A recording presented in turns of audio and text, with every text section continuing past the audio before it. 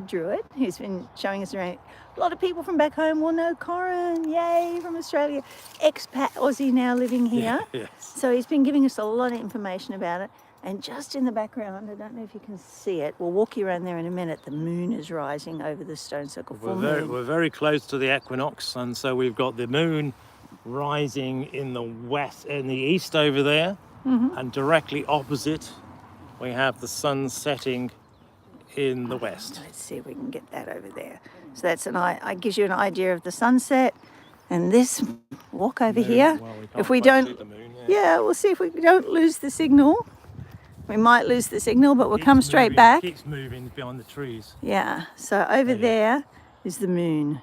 So that's we're very close to the equinox, so that's almost directly east now where the moon is rising. Yeah. And the sun has just set in the west. We had some other chatty gentlemen here telling us all about the stones, and as soon as we said live, they all got very, very shy and ran away. But anyway, Corin, just give us a really brief outline. Show us that. This is a diagram that Corin uses in his courses when he teaches his Druidry course. Yeah, so the Avebury Stone Circle is the biggest stone circle in Europe. It's a mile across from this side of the circle to the other, and it's got 2 other stone circles within it. And it's the only stone circle with a pub in it in Europe. Yeah, we'll just show you the pub. See the pub over there? There's the pub, the Red Line pub, famous Red Line pub. Yeah. And a lot of these stones, unfortunately, have been destroyed back in the 1700s by the Zealous Church. And but these stones have been here for at least 4,500 years.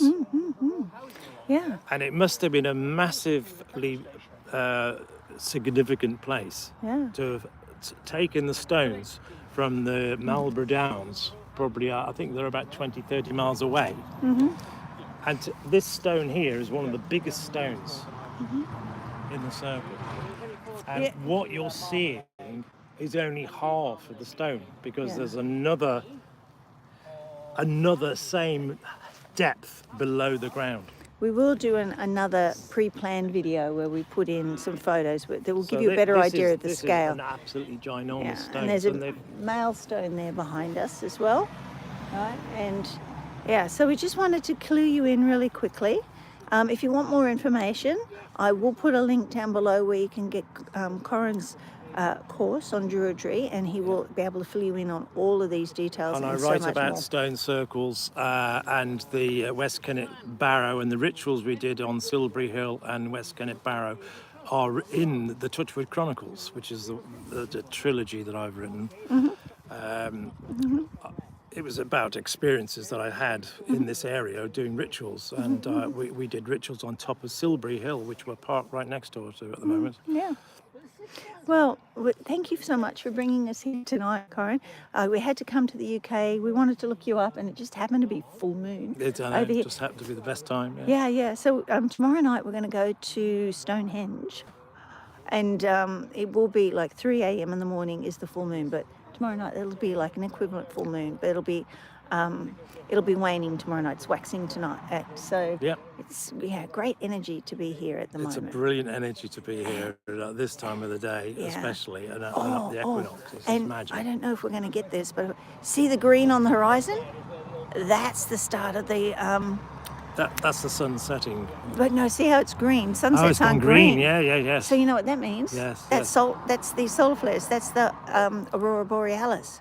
So as the sun goes down, we should see more of it. They were actually saying we might see it tonight. They're saying that they've seen it over Stonehenge recently. This is very unusual to have it so far south in the British Isles. Yeah. Well, we're at the solar maximum at the moment. You know, the 11-year cycle. Yes. So we're at the solar maximum, and 2024, 2025 has been predicted for enormous solar flare activity. So and there's beautiful pictures of it over Stonehenge. It's magnetic, and these stones are quartz and electrical, so it'd be interesting. Well, the stones themselves have lots and lots of quartz and feldspar in it. Both are crystals which transmit energy and accumulate energy. And if you know anything about crystal work for healing, and you may have a small crystal this big for use in hero rituals. Imagine when you've got a crystal that big, what it can do.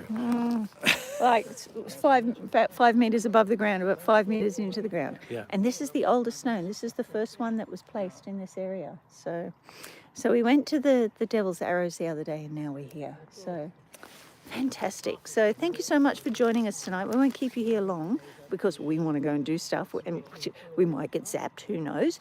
So if we don't get zapped, we'll come back to you with a more in-depth video about what's happening here tonight. Absolutely. So hello to everyone in Australia and all around the Bye. world, and we'll see you soon. Okay, bye. Very impromptu. Yeah. How do I switch?